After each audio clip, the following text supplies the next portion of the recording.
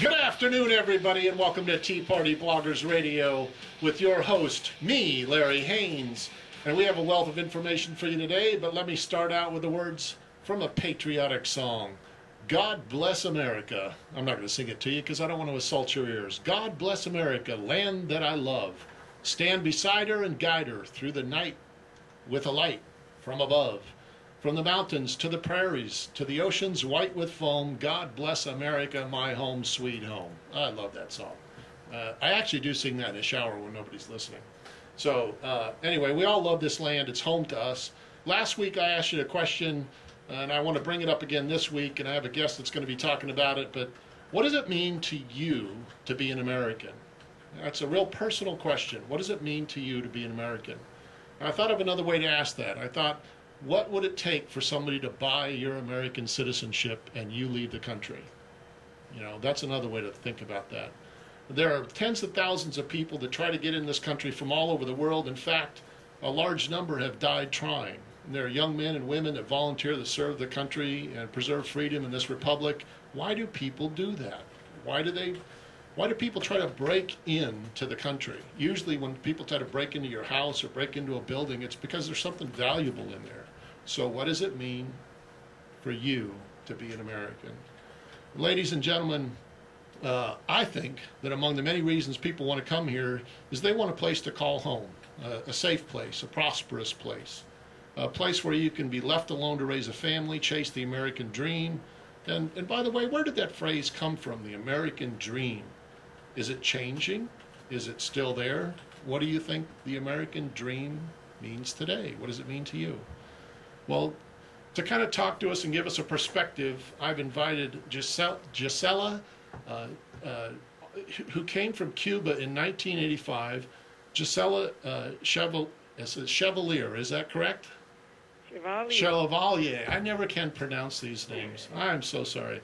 I met Gisela. I actually saw her speak at a tax day rally down at Causeway and Vets, and then I actually got to meet her, a couple of times at different events that we went to, and filmed her the other 3 weeks ago was it, Gisela? Kind of your little testimonial of why you were in the Tea Party, and we put it up on the web.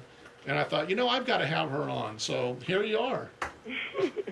Thank you for having me with you today, Larry. It's a very honor to be here with you and share with some American people why it's so important to be American. I think that's a very good topic. But let's start off at the beginning. When you came here, you were how old? 30 years old. You were 30?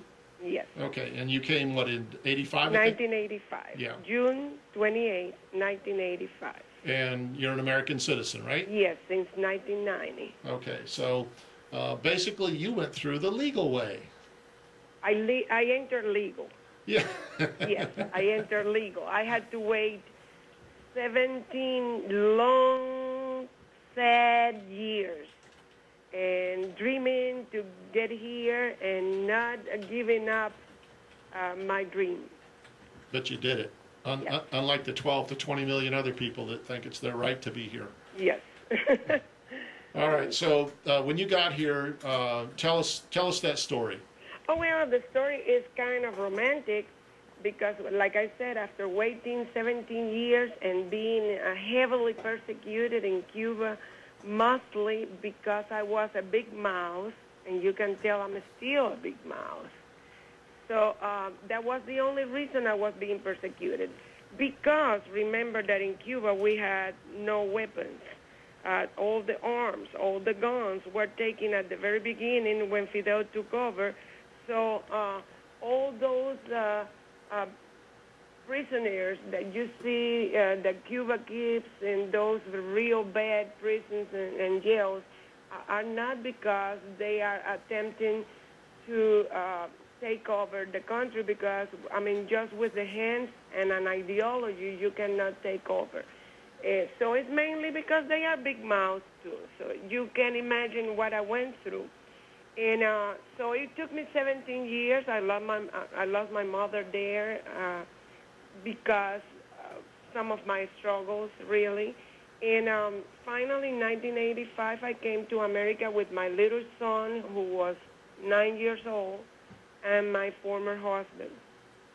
So the three of us came through Jamaica legally, arrived in Miami a day after. So we left Cuba really on the 27th and arrived in Miami the 28th. We had to stay in Jamaica about 13, 14 hours. Right, right. And when we got here, a man, one of the security guards at the Miami airport, very wisely said, lady, you have arrived to the place of your dreams, and your life starts today.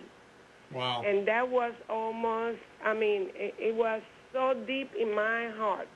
As a matter of fact, I'm writing a book about that, and thereafter, everything that happened thereafter and before, and everything I went through in Cuba, and why we should fight here to maintain the freedoms that we enjoy in America. Well, when you were in Cuba before you came here, what was your, if you can think back that far, what was your impression? What about America? Yeah, what was what were you being told about I knew a little bit about America because my mother always worked for Americans. She was an employee for Sears Roebuck. She worked in the administration there, and so she had a lot of her supervisors and so on from America. So kind of I knew, and my family knew what we were seeking. And as Cuba was losing all the freedoms and all the rights, all the human rights, it was more clear in my mind, even as a child first, then as a youngster, then as a young mother, that I had to leave Cuba no matter what, because we couldn't pursue there happiness and freedom. So I had to seek it in another place, and the only place in the world that you can imagine that you can enjoy freedom is America. And I have traveled a while, and I have been in different countries in the world. I have been in Asia, and I have been in Europe, and of course in Latin America. And I can tell you, and even in the Middle East, because I visited Israel, I can tell you very strongly that the only country in the world where you can enjoy freedom is America. And when I said freedom, it's in a very open meaning. It's freedom of religion. It's freedom of speech. It's freedom to have your guns and defend your freedoms at the same time. It's the freedom to pursue your dreams, to study whatever you want to study, to start your businesses.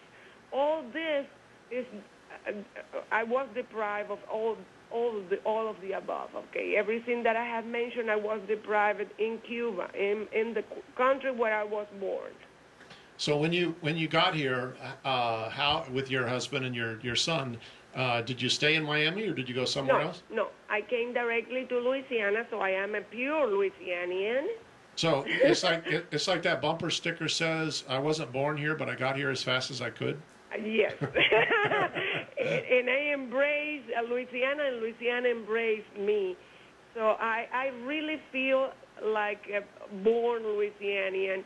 I feel for this land probably a lot more than I should feel for my country. I don't feel like this about my native Cuba, and it's sad to say it, because I would like to love and live my life for Cuba, but I really feel part of Louisiana, because in Louisiana is where I have enjoyed every single right.